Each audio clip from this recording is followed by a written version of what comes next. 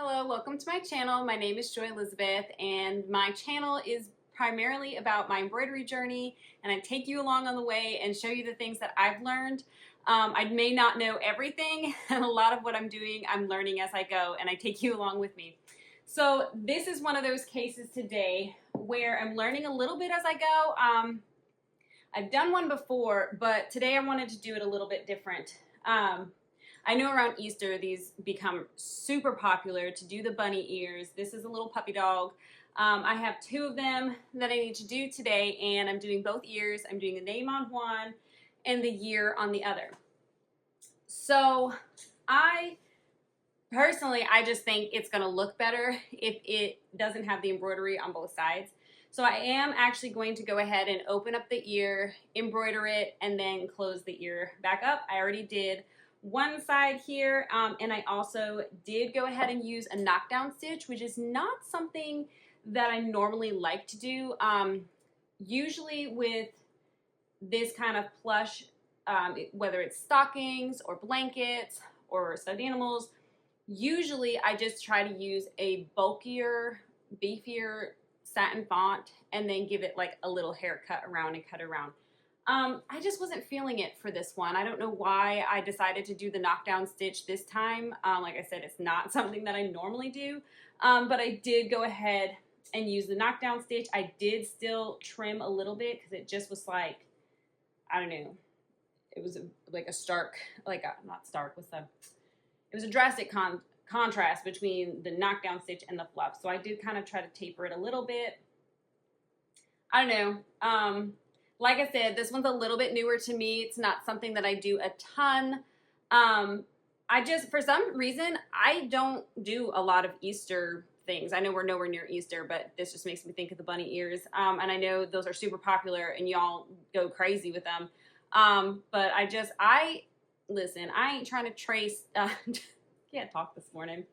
I'm not trying to chase trends and fads, and I don't really chase after business. I just let the business come to me. So if people aren't bringing me bunnies and ears to do, then I'm not doing them. That's just kind of where I'm at. I always offer, it's an option. I can, absolutely. I can do anything they ask me to do. But for whatever reason, Easter is not a very popular holiday for me. So anyways, that's my bandwagon on that. But today I get the opportunity to do two stuffed animals and do these ears. So I have one done.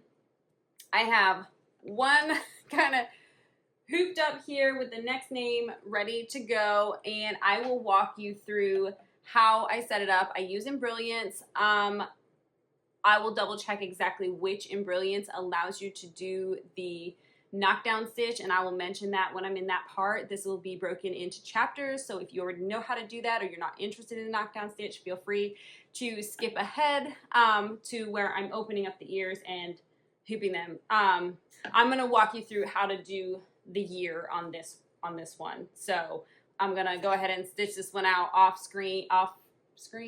camera. But I will walk you through how to do from start to finish, putting the year on this little puppy dog ear. So come along with me. Let's get right into the computer work. Okay, here we go. So I looked it up. And the knockdown stitch you are going to find in Enthusiast. So it's an Enthusiast ability here. Okay, so first thing we are going to type in our font. I'm using this Double Dutch, and I have two different brands of this. You will see like this one, always like it wasn't a good version of this font, I guess, because it has these ties, and they actually do stitch out like that, which is so frustrating. So I did, and I don't know how to, like, unless I get Alpha Tricks, I really don't know how to go in and delete. So I just make sure I use this one instead. It's just a better font. Anyways, but that Double Dutch is a very popular font. I use it quite a bit, and I will put the, I'll try to put the link in the description below if I can find it. I don't even really remember where I got it from. All right, so 2025, we are going to space these out where we like them. All right, that looks good. Go over here to this blue and white X. That's going to center it. Okay, so here's where you find, so it's, remember, it's in Enthusiast. If you are looking to be able to do a knockdown stitch on your projects, you can do it on literally any design that you put in here, but you have to have Enthusiast to do it, okay? So you're going to go up to Utility. It's in Utility.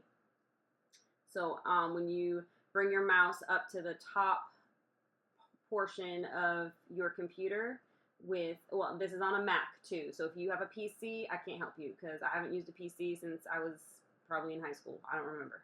I don't remember how to use it. So much has changed since then. I worked from Mac. So you go up to Utility and then you come, it has all these different options, and then you just come down to add a knockdown stitching, and it's going to pull this up with all of the different settings. So you can use these sliders and you can change the density and the stitch length and the inflation, which is how far out your knockdown stitch is going to go. I really don't want it to have a very wide spread because, like I said, I'm not even like a huge fan of knockdown stitches. So 1.5 millimeters is what I did on the other one, and it seemed to be fine. Okay, so you just click on OK, there it is. There's my knockdown stitch. Now it is going to stitch, we want the, not that it matters, because once you put it on your computer, on your machine, it's all going to be different colors, but just so you can see what it's supposed to look like, we're actually going to reverse these colors. It's going to be blue knockdown stitch because you want to try to match whatever color item that you're doing so that it kind of blends in, and from afar you're really not supposed to even realize that it's there, I guess. Okay, and the lettering is white. So there is the design ready to go. The next thing I'm going to do, which I feel is very crucial to being able to embroider on these ears, because you're doing something that is not straight, but you want to make sure that your design is straight. So I'm actually going to print this design out. So I come up to File, and I come down to Print. It's going to show that it's going to print true to size, and it's going to print with this crosshair. And I really don't need the second page because that just tells you what order, color order that it's going to stitch in, and I already know. So I don't need that. I'm not going to waste my ink and my paper for that. Okay, so I just do page 1 and print. All right, now that I have the design ready, it's going to start printing. You're going to probably hear that. Let's save it. So we're going to go over to File, which sometimes I'll print it before I save it because I want to see and make sure it looks like the right size, which this one should because it's the same size as the names that I did. So I'm going to go ahead and save this stitch file as, we're just going to call it 2025. And I'm going to save it to my desktop because I'm just going to delete it when I'm done with this project anyways. So I go ahead and save it. You can, am I going to remove this? No. Don't mind the mess on my, so here it is. What was I going to say? Oh, I'm going to go ahead and drag it to my USB. I'm going to plug it in. There it is, no name. And I'm just going to drag it in. To me, I'm old school, and this just feels quicker to me to drag and drop things onto the USB and plug them into the machine. I know you can do it from Wi-Fi transfer. I have a whole video on that. Feel free to check it out. And that is, I like the Wi-Fi transfer. It's just for me to pull up the website and then wait for things to load because my internet is, I don't know, it's not always fast. It's supposed to be, you know, we're always fighting with the Wi-Fi, the internet company, trying to get the best internet, and it always seems like no matter what we pay for it, they lie to us. They say it's faster, and I feel like it's the same. Anyways, that's a whole bandwagon. Okay, so now we're ready to jump into the hooping of this ear. So I will catch you over there. Okay, here we are. All right, so the first thing I need to do, I'm going to pull the tag off, and I'll just probably throw the tags in the bag when I hand the animal back to her, but I'm not going to worry about. Okay, so the first thing we need to do is actually open up this ear. Now, you absolutely can do this straight through both layers. That's an option. When this, hopefully y'all can see, when he's sitting or whatever, his ears flop down.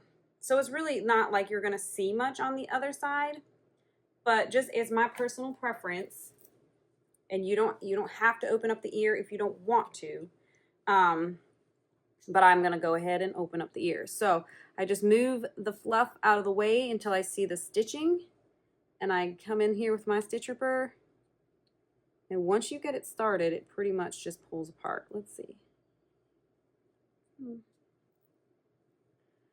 Sometimes it's hard with all that fluff. There we go.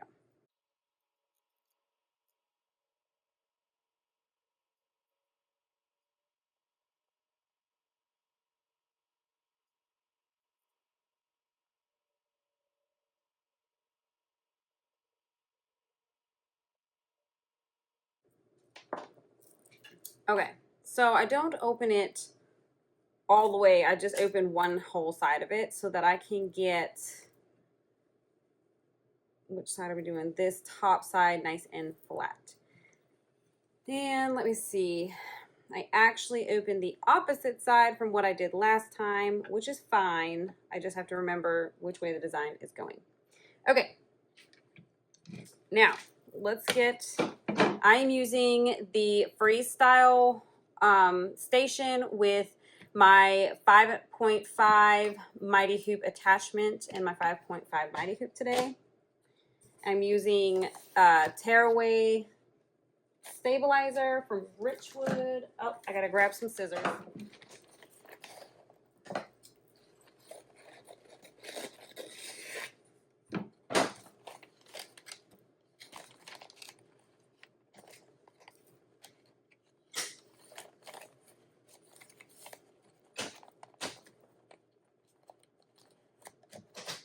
Normally I'd cut that off, but I'm not even gonna worry about it today.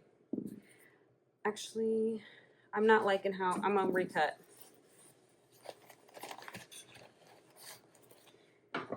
This would probably be fine for anything else, but because I'm going to be pinning the ear actually to the stabilizer because the hoop is not going to fully hoop it.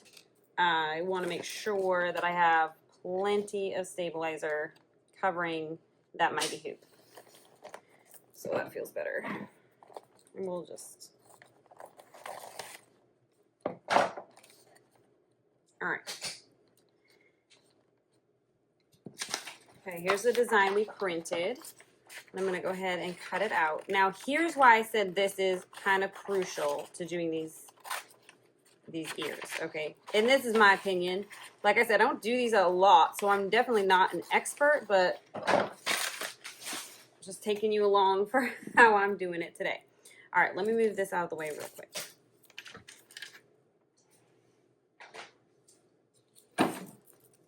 Okay, so here's why I think, personally, that this is crucial to have the printout, because you want to make sure, see, I almost placed it like that. Well, let's see, how do we want it? Do we want it? Let me look. Well, if you're reading right to left, or do we want it? Oh, I like it like that, I think I like it like that.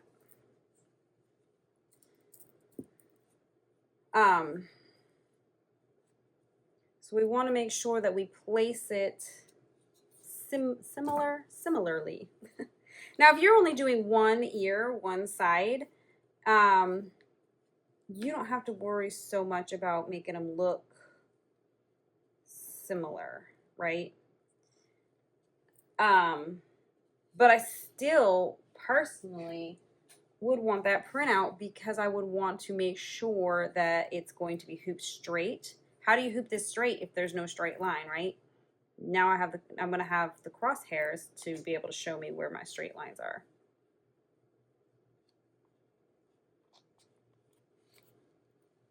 Hopefully I'm not holding this too close to myself. You can't see. All right, let's see.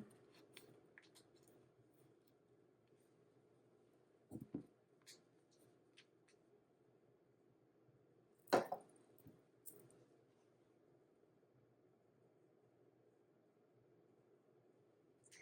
kind of want it to like be a little bit more at an angle than that.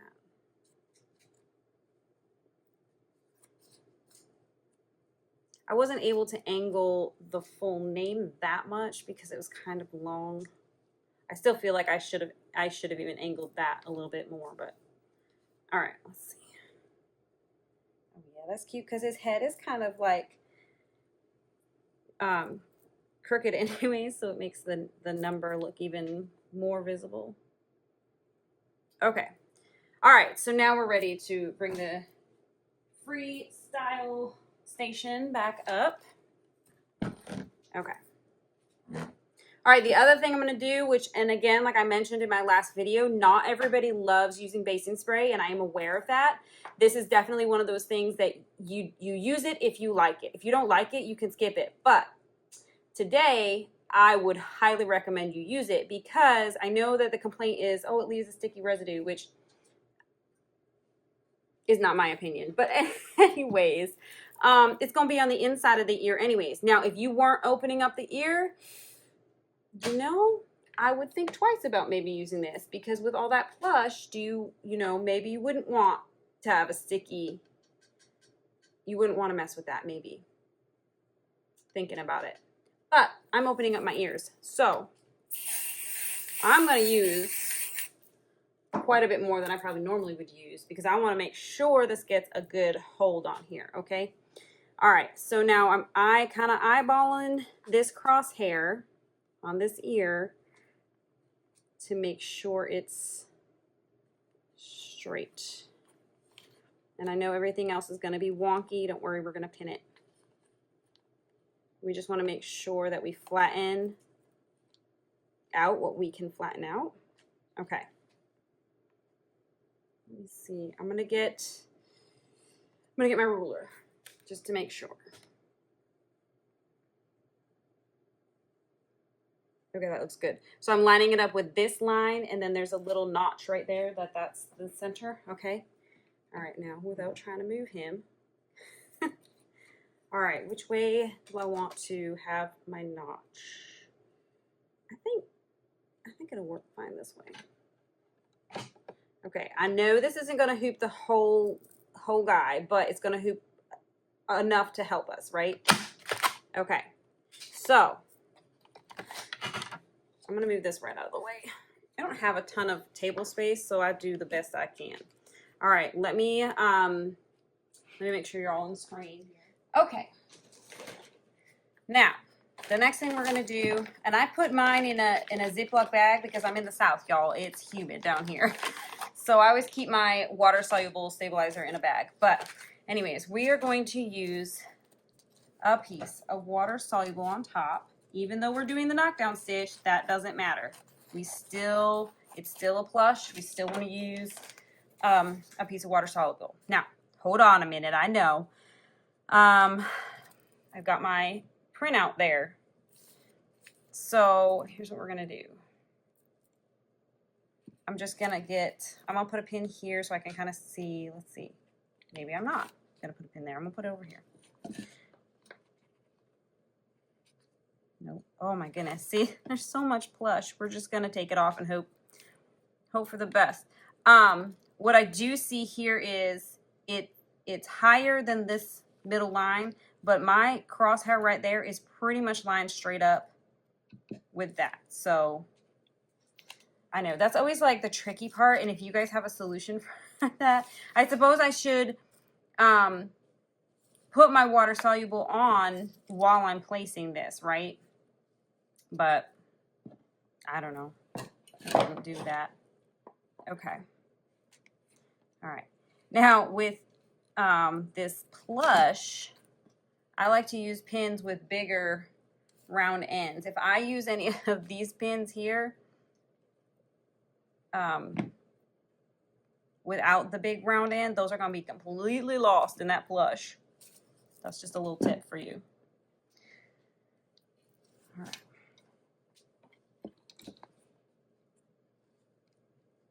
Okay, so what this is doing is I'm kind of killing two birds with one stone here.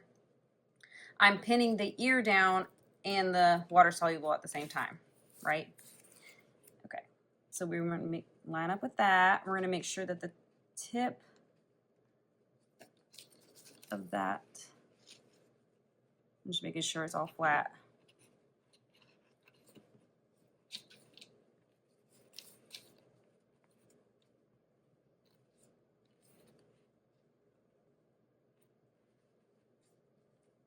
Okay, that looks good to me.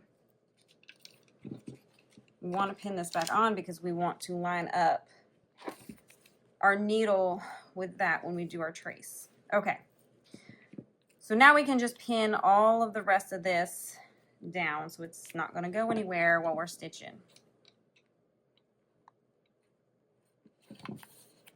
Now again, y'all, you might be watching this and maybe you do these all the time, right? Maybe this is like your expertise. I would love to hear in the comments how you do it. You know, give me all your tips and tricks, because then the next time I come into having a job like this, I could make another video and share some of the things that you teach me.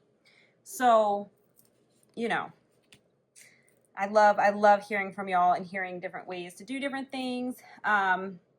But I hope that this helps some of you maybe who have been intimidated by doing these and you just don't even know where to start. Here you go. Here's how I'm doing it. I hope it's helping. Okay, so let's get this on the machine and start stitching it out. Okay, here we are. Put my USB in. So now we are going to go get the pattern. I need both of these for the other one I'm going to be doing.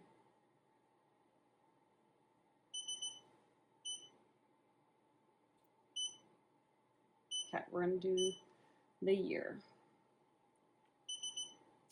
We're going to do the size. We're using our 5.5 by 5.5.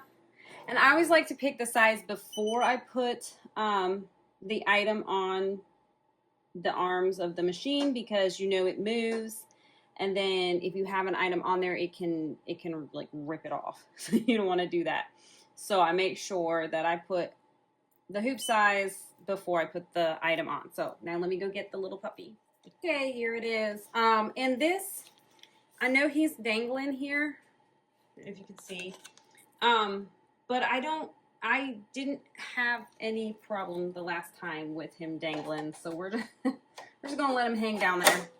He'll be all right. Okay, we're gonna do our trace. And I do kind of watch him the first time. He's fine. Okay, now we're gonna line up that needle with the center. So if you're new to using these machines, this is how we find our center. This is how we line up.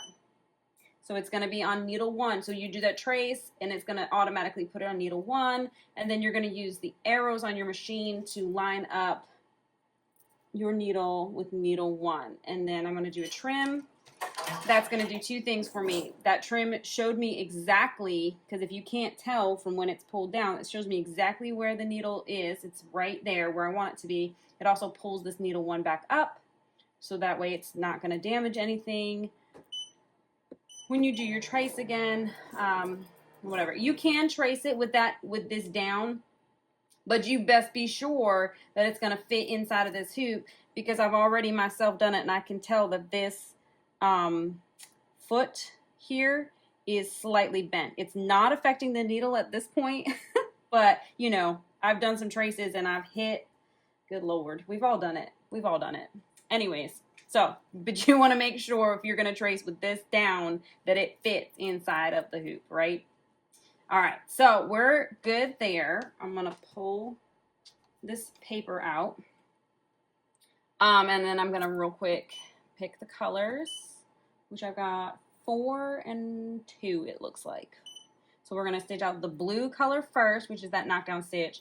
and then the color white, which is the color we want. Okay. And I know I already took the paper out, but you've seen this is facing me. Okay. I'm not looking at the design upside down. The design is looking straight at me. So I know with this printout that I haven't placed it in the wrong way. I know I don't need to change the orientation of the design. It's ready to go. So here we go.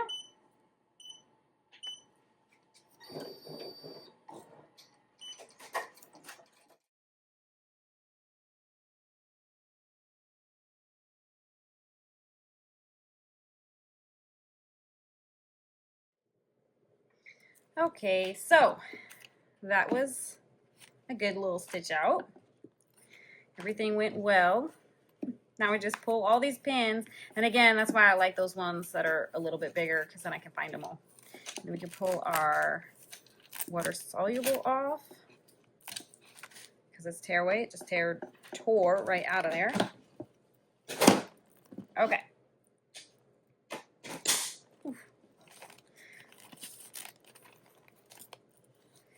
And I suppose you could even use a cutaway, because like it's going to be on the inside, but I went ahead and used tearaway because there's really not any stretch to this ear.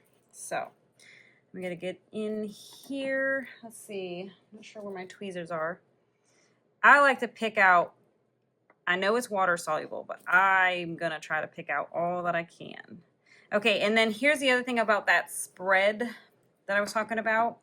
I didn't want a huge spread, and you can do whatever you think looks best, but because I didn't go with a huge spread, which I'm really not sure why, it completely filled in the O, but then left that part not filled. Let me show you what I'm going to do with that. I had to grab my snips, and because it's on the inside here, I'm okay cutting it kind of short, and this is where I said I usually give my fluff a haircut, okay? And that's, if I didn't have that knockdown stitch, that's what I do around the whole thing. I would just come with my snips. You have to be careful, and you have to know what you're doing, because once you've snipped it off, obviously there's no going back. There's really no going back once you've stitched all this down either. It's kind of, you know, pulling out stitches is a mess. But, you know, you do run the risk of making mistakes. Okay, so here's the other thing. It's like I said, because I didn't do a wide,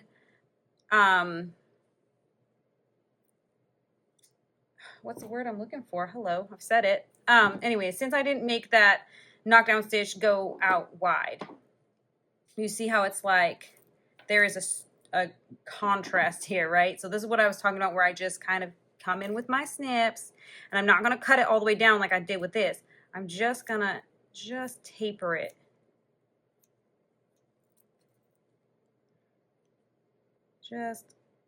I mean, hardly at all, because you don't want it to look choppy. You don't want it to look like you snipped a ton off, okay? Just around this too. I might come in a little bit closer where it didn't knock down as much as I probably should have had a wider spread, but like I said, I'm still getting, personally, I'm getting used to the knockdown, because I just, not my favorite. But in this case, I just felt it was for the best. This is very, very plush. And I've done very, very plush things before, but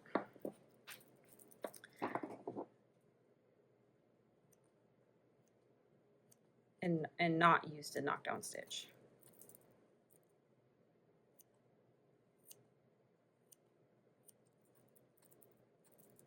All right, I think it looks good. Okay, here comes the fun part, closing it back up. So again, if you're not really into sewing and into hand sewing, this part may feel intimidating for you, but here's the good news. See all this plush? Oh, it hides a ton of mistakes. So even if you're not the best hand sewer, I have gotten really good at it since I've been doing a lot of memory bears. You can check out my other video on doing those. I've gotten pretty good at hand sewing these back together. Let's see. Which needle do I want to use? I have a plethora of them. I'm gonna go ahead with a thicker needle because again, just the nature of this fabric, the thicker needle is not gonna, it's not gonna do anything to it. All right, let me get some string. It also makes threading that needle so much easier using the bigger needle. Okay.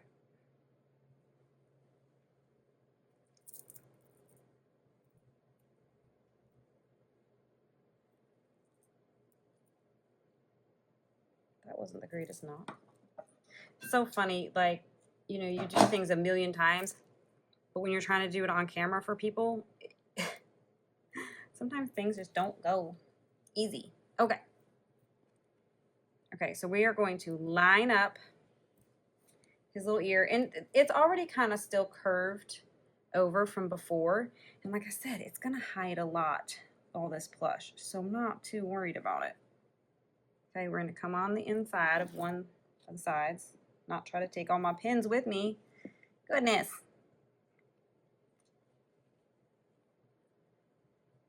Ay, ay, ay. What on earth? All right. Okay, so what you're gonna do is a ladder stitch. So a ladder stitch means I'm coming in, oops, maybe I need a bigger knot. Yep, let's go with a bigger knot. I thought that knot was pretty big.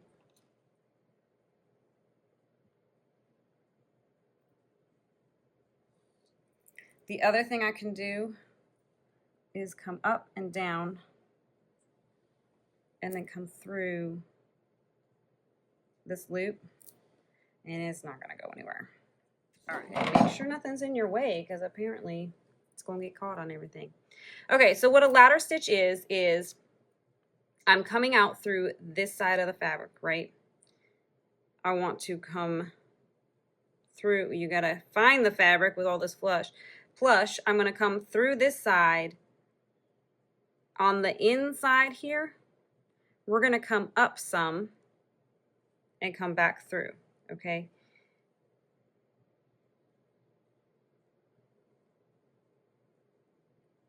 I can do this so much quicker, guys, when I'm not trying to show everybody. Okay, so now directly on this, where I came up through here, I'm going to the other side, down, up, and through again. Okay, and you can do them pretty big. See, I'm not doing tiny itty bitty stitches.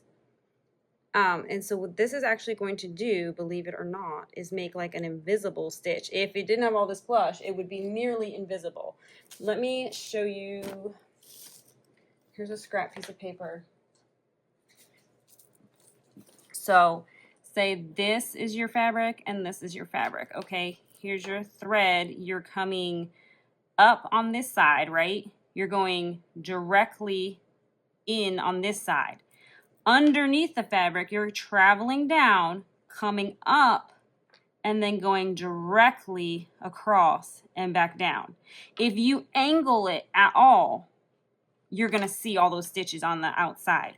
If you go directly across and do your travel stitch underneath, you know, and so then we're gonna travel underneath here, you're traveling underneath here, coming back up here, going straight across, going down, traveling underneath, coming up, going straight across.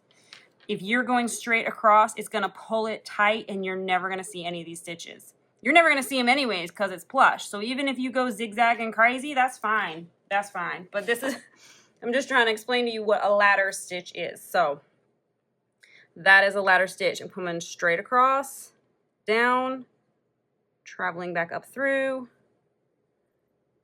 and it's gonna just pull it nice and tight. So this is this stitch is a common stitch for stuffed animals, for closing up seams on stuffed animals.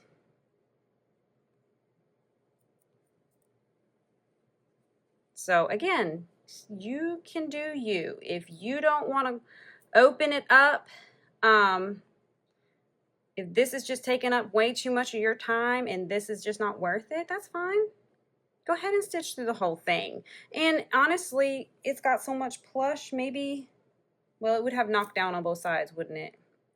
I don't know, guys. This is the way I prefer, you know, and because I'm doing these larger stitches, it's not taking long. I don't think it's taking long. And if I wasn't talking and explaining it, I'm just trying to, you can't even see. I was trying to show you the inside, but really, you can't see anything with all this plush. So like I said, even if you're not the greatest sewer, it doesn't matter. With this, with all this plush, listen, no one's gonna see it.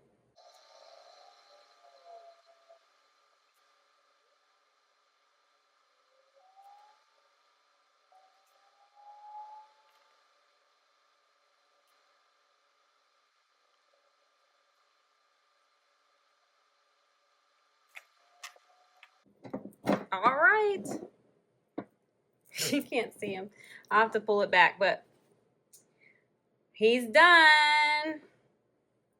Both ears. So cute. All right, thank you so much for coming along with me and watching how I tackled these puppy dog ears. I think they came out pretty good. Like I said, doing the knockdown stitch is just something that I don't typically do a lot, but I just felt like in this case, it was something that was just needed, and I like it. I think it came out pretty good. So I hope that you found this tutorial helpful today. If you are interested in any of the items I used, whether they were the Mighty Hoops or even the Buy embroidery machine from the stabilizer, all of that is in my description below. So you can find links to that. If you're interested in a Buy embroidery machine, you can get $100 off when you use that link. And then with the Mighty Hoops, you can get yourself some free shipping. So if you're interested in any of those things, please feel free to check that out. But thank you again so much for coming along as I don't want to say I learned something new. I've done ears before.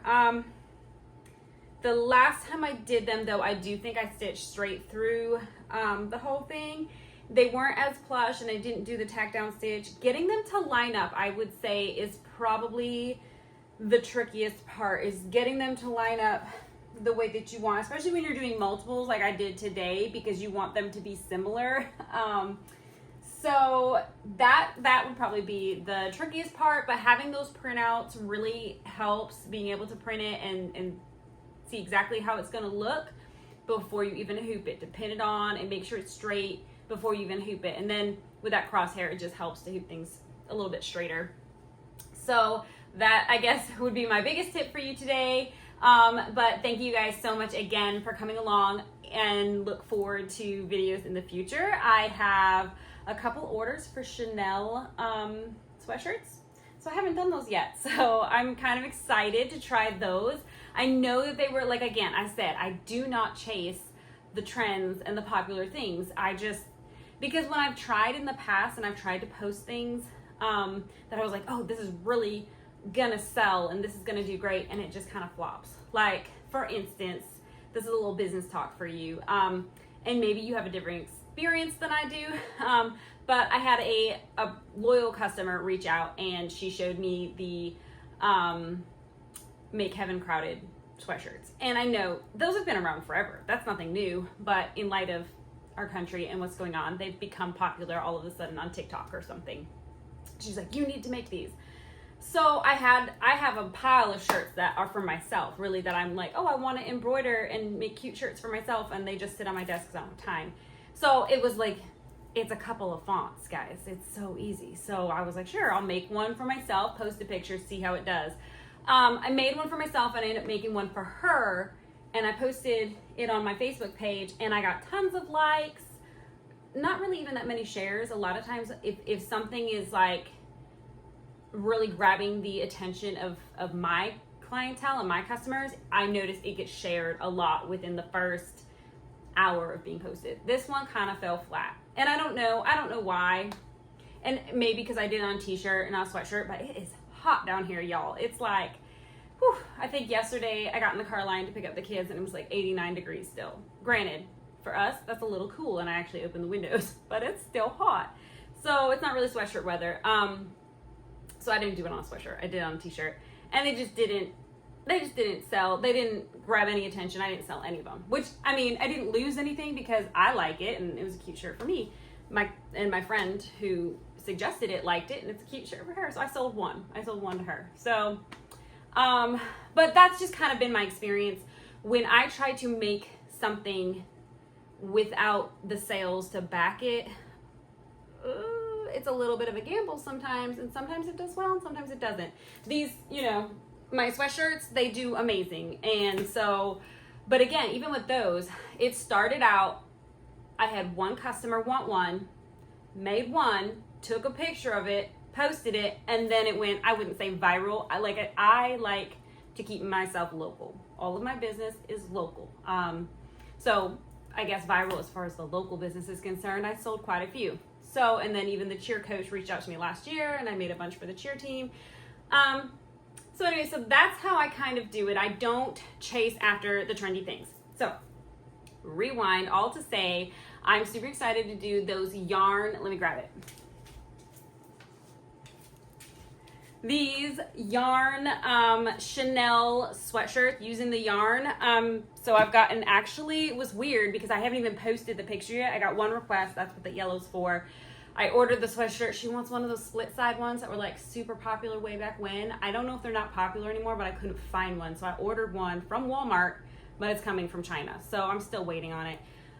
So I'm waiting on that one. Then yesterday I got a request for two more totally unrelated different colors. You know, one's gonna be the golden green and one's gonna be red and black for the dogs and the gators. But anyways, I'm excited because I knew that those were trending a lot and I didn't get an opportunity to make any because I didn't have any requests for any. And I wasn't gonna make up a mock one and hope that it sold. That's just me. That's how I do my business. You might have a different experience, and I would love, let me know in the comments, how do you do it? Do you jump in on the trends and do you like post things for sale, and then how do they do? Like, let me know. I'd love to know because I love to learn from you as well. But for me, I don't chase things. I just wait until someone orders something and then I post a picture of it and we see how it does. So it's the same thing with the ears and the bunnies. I just haven't really had any. So I'll post pictures of these. It's not near Easter, but then maybe I'll repost it around Easter. So we'll see how they do. But anyways, thank you guys again. Thank you for listening to me go off on this tangent today. But look forward to that Chanel sweatshirt in the future. And I also have some sleeves coming up. So I'm excited about that as well. So I will see you guys in the next video.